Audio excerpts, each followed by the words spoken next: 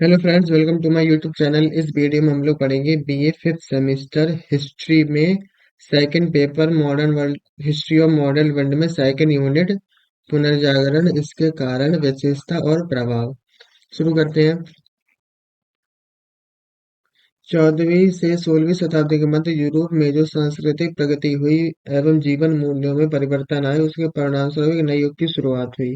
यह परिवर्तन धीरे धीरे शताब्दियों में हुआ और उल्लेखनीय है कि युग परिवर्तन इतने धीरे धीरे स्वाभाविक गति से होता है कि जो भी लोग इस समय में मौजूद होते हैं उनको इस परिवर्तन का आभास नहीं होता। बता दें कि इस वीडियो में हम लोग पुनर्जागरण के प्रभाव, उसकी परिभाषा, उसके कारण, उसकी संस्कृति पढ़ेंगे। ठीक है। आभास नहीं हो पाता है, इसकी वजह यह है कि इतिहास के युगों के बीच हमेशा एक संक्रमण काल होता है जिसमें पुराने विचार मर रहे होते हैं और नए विचार जन्म ले रहे होते हैं। ये एक ऐसा समय होता है जिसमें पुराने विचारों को छोड़ा जाता है और नई बातें शुरू होती हैं। पुराने नई बात विचारों का क्या होता है, विकास होता है। ये नए विचार ही नवीन युग के आगमन की सूचना देते हैं। आधुनिक युग की शुरुआत पुनर्जागरण काल से होती है। पुनर्जागरण मध्यकाल से आधुनिक काल के बीच संक्रमण के दौरान व्यक्त होने वाला बौद्धिक, कलात्मक एवं सांस्कृतिक इत्यादि क्षेत्रों से जुड़ा हुआ है। पुनर्जागरण की अभिव्यक्ति केवल कला, साहित्य, दर्शन एवं विज्ञान के क्षेत्र में नहीं हुई है, बल्कि राजनीतिक एवं समाजार्थिक इत्यादि क्षेत्रों में भी पुनर्जागरण की अभिव्यक्ति हुई। इस तरह पुनर्जागरण को बृहत स्तर पर मध्य युग की विरोधी विचारधारा के रूप में माना जाता है। खासकर इटली के संदर्भ में पुनर्जागरण की चेतना को मानवतावाद से संबंधित किया गया है। यही मायनों में पुनर्जागरण ने आधुनिक सभ्यता का आधार तैयार किया। अब देखते हैं पुनर्जागरण का अर्थ एवं परिभाषा क्या है। Meaning of definition of Renaissance. पुनर्जागरण को फ्रांसीसी भाषा में रेनेसां कहा जाता है, जिसका शाब्दिक अभिप्राय फिर से जागना या पुनर्जन्म या पुनरुत्थान से है। 15वीं शताब्दी के मध्य में यूरोप की सभ्यता एवं संस्कृति के प्राचीन केंद्र इटली में साहित्य और कला के क्षेत्र में नए विचारों का जन्म हुआ। यह विचार यूनानी एवं रोमन सभ्यता के आदर्शों और मूल्यों से प्रेरित थे। इन विचारों से पूरे यूरोप में परिवर्तन की लहर सी आ गई। परिवर्तन की इसी लहर को पुनर्जागरण या रिनेसा कहा गया। जे ई स्वेन के अनुसार पुनर्जागरण एक सामूहिक शब्द है जो मध्ययुग के अंत और आधुनिक युग के आरंभ में परिलक्षित सभी बौद्धिक परिवर्तनों के लिए किया जाता है। डेविस के शब्दों में पुनर्जागरण शब्द मानव के स्वतंत्र, प्रिय, साहसी विचारों को जो मध्य युग में धर्म अधिकारियों द्वारा जकड़े व बंदी बना दिए गए थे व्यक्त करता है। वहीं पुनर्जागरण के संबंध में इतिहासकार चैनलून का कहना है कि रिनेसा राजनीतिक और तथा धार्मिक आंदोलन न होकर मानस की एक विशिष्ट स्थिति को उजागर करता है। वस्तुतः पुनर्जागरण एक ऐसी सामूहिक शब्द है, इसका प्रयोग उन समस्त परिवर्तनों को इंगित करने हेतु किया जाता है जिनका उदय रूढ़िवादी प्रतिक्रियावादी विचारों को चुनौती देने के लिए हुआ था। अब आस्था एवं विश्वास की जगह बौद्धिक चेतना एवं तर्कशक्ति पर बल दिया गया, जिससे समाज में मानवतावादी विचारों का आगमन हुआ। जड़ता पर प्रहार किया जाने लगा। जागृति में सामाजिक एवं जागृति में वृद्धि हुई। परिणाम स्वरूप कला, साहित्य, विज्ञान, दर्शन और जीवन के प्राय सभी दृष्टिकोणों में महान परिवर्तन आया। इस सांस्कृतिक और सामाजिक परिवर्तन को ही इतिहास में पुनर्जागरण की संज्ञा दी गई। उल्लेखनीय है कि बहुत से इतिहासकार तुर्कों द्वारा कुस्तुनतियोनिया की हार की विधि तिथि 1453 से यूरोप में पुनर्जागरण की शुरुआत मानते हैं। उनके अनुसार बहुत से यूनानी एवं यूरोपीय विद्वान कुस्तुनतुनिया से विस्थापित होने को बाध्य हो गए। वे इटली के शहर फ्लोरेंस, वेनिस, रोम इत्यादि शहरों में बस गए, लेकिन वास्तव में इटली में 1453 के पूर्व ही पुनर्जागरण शुरू हो गया था। इटली में यूनानी साहित्य 14वीं सदी के मध्य से ही लोकप्रिय होने लगा था। पुनर्जागरण कालीन साहित्य मनुष्य एवं मनुष्य के संबंधित समस्त अवयवों से जुड़ा हुआ था और इसकी संरचना रचना जन सामान्य की भाषा में हुई थी। इसके अतिरिक्त कला विज्ञान के विभिन्न क्षेत्रों में अभूतपूर्व प्रगति, जिससे पुनर्जागरण की अभिव्यक्ति को बढ़ावा मिले। इस तरह पुनर्जागरण उस बौद्धिक आंदोलन का नाम है जिसने यूरोप की प्राचीन सभ्यता संस्कृति का पुनरुद्धार कर नई चेतना को जन्म दिया। अब पढ़ेंगे पुनर्जागरण क्यों हुआ। Cause of Renaissance. पुनर्जागरण के कारण। यूरोपीय पुनर्जागरण एवं सांस्कृतिक पुनरुत्थान कोई आकस्मिक घटना नहीं थी, बल्कि परिवर्तन की एक क्रमिक प्रक्रिया थी। इस परिवर्तन के अनेक कारण थे जिनका उल्लेख निम्न में आता है। धर्म युद्ध, क्रूसेड। पश्चिमी एशिया में ईसाई धर्म के पवित्र स्थान यरूशलेम की मुक्ति के लिए पोप की अध्यक्षता में पश्चिमी यूरोप के देशों में हजारों ईसाई धर्म युद्धों के लिए गए थे। ईसाइयों के इन पवित्र तीर्थ स्थानों पर तुर्कों ने अधिकार कर लिया था। ये लगभग 200 वर्ष तक चलते रहे। इन युद्धों के कारण पश्चिमी यूरोप के लोग पूर्व में बाइजेंटाइन साम्राज्य तथा तुर्कों के संपर्क में आए। पूर्वी देशों से अरब लोगों ने यूनान तथा भारतीय सभ्यताओं से संपर्क से एक नई समृद्ध सभ्यता का विकास हुआ था। इसके फलस्वरूप पश्चिमी यूरोप के लोगों ने में बौद्धिक परिवर्तन हुए। उन्होंने अरबों के संपर्क से यूनानी दार्शनिकों के ग्रंथ, अरबी अंक विद्या, बीजगणित, दिग्दर्शन यंत्र, कागज बनाने की कला आदि को सीखा। इस बौद्धिक ज्ञान ने उन्हें ईसाई धर्म की संकीर्णता तथा अंधविश्वासों से भी मुक्त कर दिया। अब देखते हैं धर्म युद्धों से दूसरा लाभ यह हुआ कि यूरोपीय वासियों के भौगोलिक विचारों में पर्याप्त वृद्धि हुई। उन्हें नवीन मार्गों की जानकारी मिली। यूरोप के कई साहसिक यात्रियों ने पूर्वी देशों की यात्रा की। इस भौगोलिक जिज्ञासा के कारण उन्होंने नवीन देशों तथा मार्गों को ज्ञात किया। स्पेन की क्रिस्टोफर कोलंबस ने नई दुनिया अमेरिका की खोज की एवं इटली के अमेरिकी वेसुस्पी के नाम पर अमेरिको वेस्पुसी के नाम पर अमेरिका नाम अमेरिका पड़ा। स्पेन के मैजेलन ने समुद्र के मार्ग से संपूर्ण संसार का भ्रमण किया तथा प्रशांत महासागर का नामकरण किया। आगे देते हैं व्यापार वाणिज्य में वृद्धि। एक ये बहुत बड़ा कारण है। धर्म युद्धों के कारण यूरोप वासियों के व्यापार तथा वाणिज्य में वृद्धि हुई। अनेक यूरोपवासी व्यापारी जेरूसलम तथा एशिया माइनर के तटों पर स्थायी रूप से बस गए थे। इस व्यापार में इटली के व्यापारी नगरों जैसे वेनिस, फ्लोरेंस, नेपल्स ने लाभ उठाया। यहाँ के व्यापारी पश्चिमी एशिया के बंदरगाहों से सुदूर पूर्व भारत से आने वाली वस्तुओं को यूरोप ले जाते थे। वेनिस के मार्ग में से वस्तुएं जर्मन के नगरों में जाती थी, यहाँ से पश्चिमी यूरोप के अन्य देशों में भेजी जाती थी। इन वाणिज्यिक संबंधों के दो महत्वपूर्ण परिणाम हुए। प्रथम, व्यापारियों के मध्य से विचारों का आदान प्रदान हुआ, जिससे पश्चिमी यूरोप के बौद्धिक विकास हुआ। द्वितीय, यूरोप तथा इटली के व्यापारिक नगरों में एक समृद्धशाली मध्यम वर्ग का उत्थान हुआ, जो ज्ञान अर्जन में रुचि रखता था। इन समृद्ध व्यापारियों ने ही विद्वानों को प्रोत्साहित किया, जिन्होंने बगदाद, काहिरा, कोर्डोबा आदि के प्रसिद्ध पुस्तकालयों में अध्ययन किया और पश्चिमी यूरोप के बौद्धिक जागृति को आरंभ किया। अब है कुछ दुनिया पर तुर्कों का अधिकार। ये बहुत बड़ा कारण है। 1453 में पूर्वी रोमन साम्राज्य के विघटन के पश्चात बाइजेंटाइन साम्राज्य की राजधानी कुस्तुनतिनिया पर तुर्कों ने अधिकार कर लिया।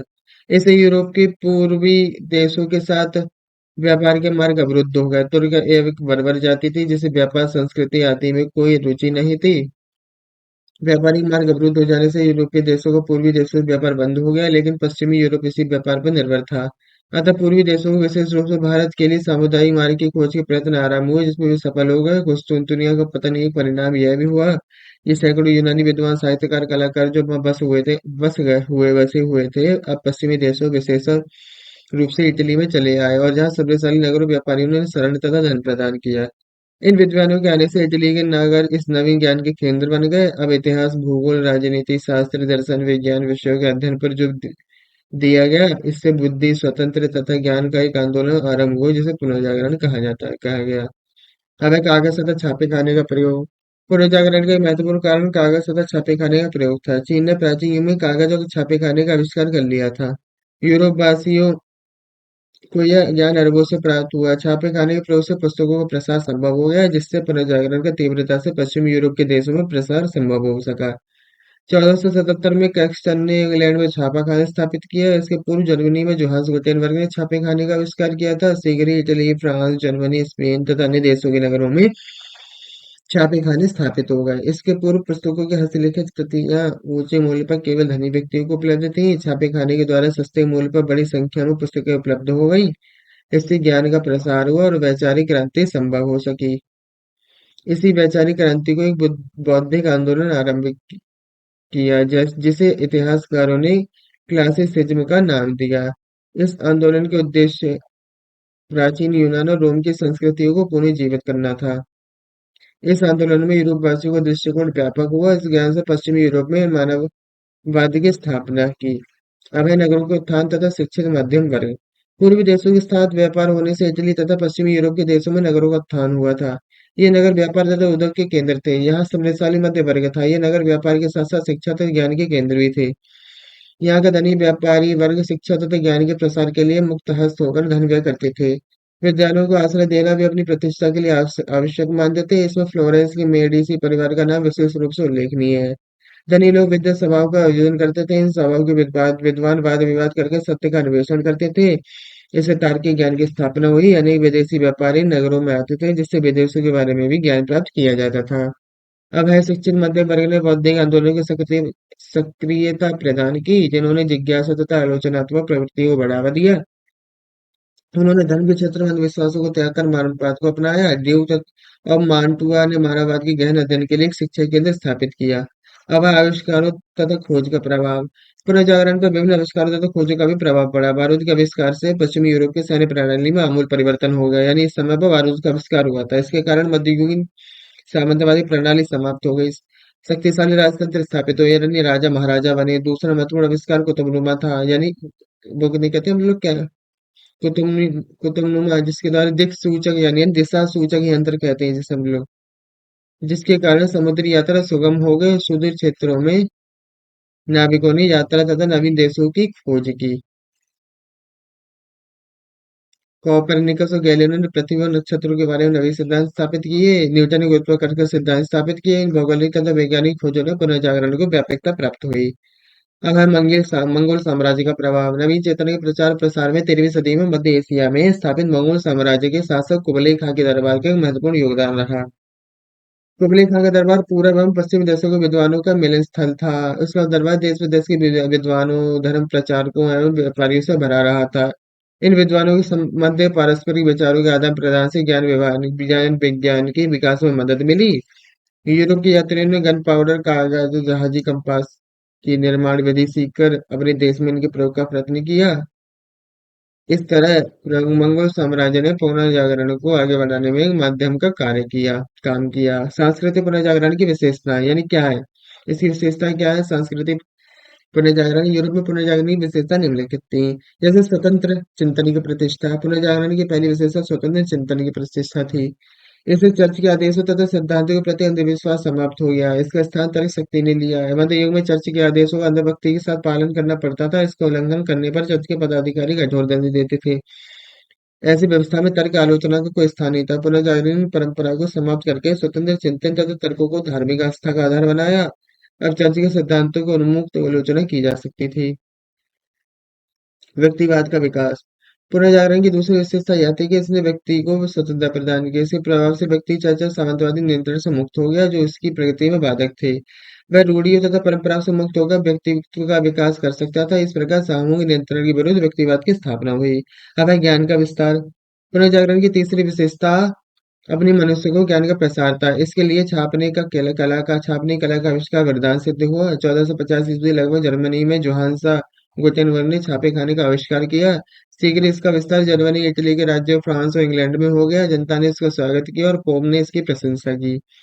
इस आविष्कार के चार महत्वपूर्ण परिणाम हुए। बड़ी संख्या में पुस्तकें पाठकों को उपलब्ध थी। उदाहरण के लिए एरेम्स की पुस्तक थी, 24,000 प्रतियां छापी गई इरेस्मस की। मूल्य कम होने के कारण मध्यम वर्ग के लोग भी अब आसानी से पुस्तकें खरीद सकते थे। इससे पुस्तकों में शुद्ध पाठ होने का आश्वासन रहता था। इससे साधारण जनता को भी वास्तव पुस्तक में रुचि हो गई और इन्हीं प्रकार की पुस्तकों का प्रकाशन संभव हो गया। वस्तुतः छापे खाने का आविष्कार के बिना ज्ञान के प्रसार की कोई संभावना नहीं थी, अतः ज्ञान के प्रसार के लिए पुनर्जागरण का इतना व्यापक स्वरूप नहीं हो सकता था। अब है यूनान और रोम के प्राचीन साहित्य की में रुचि।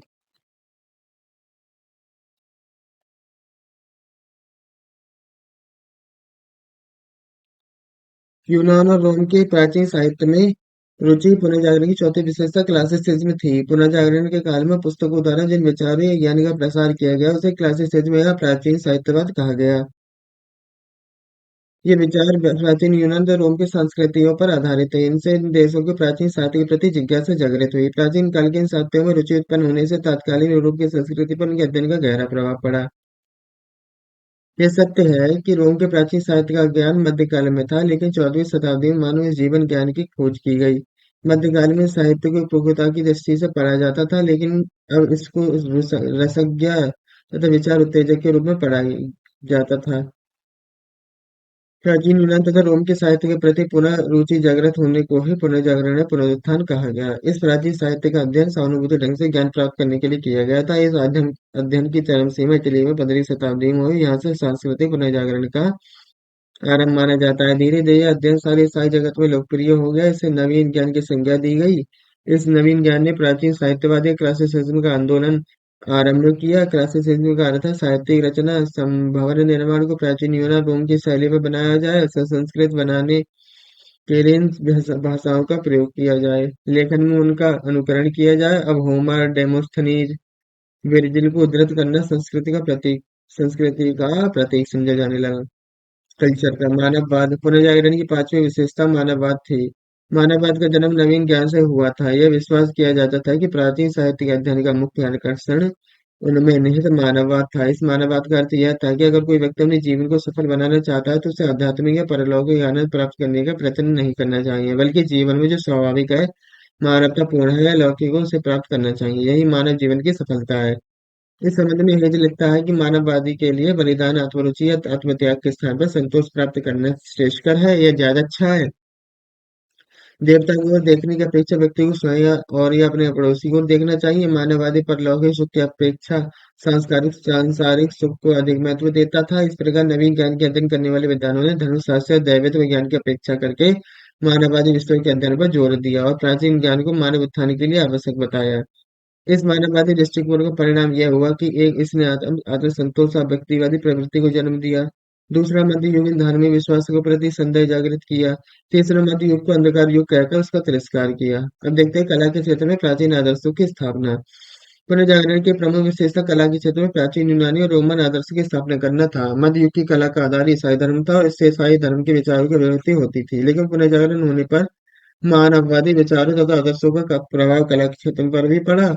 कलाकारों ने उन आदर्शों को अपनाया जो प्राचीन यूनान और रोम की कला के आधार थे। इस प्राचीन कला का आध्यात्मिकता का प्रभाव कम था, फिर भी यह सरल और संयत थी। पुनर्जागरण के कलाकारों ने इसी प्राचीन कला का अनुकरण किया, जिससे कला के क्षेत्र में असाधारण विकास हुआ।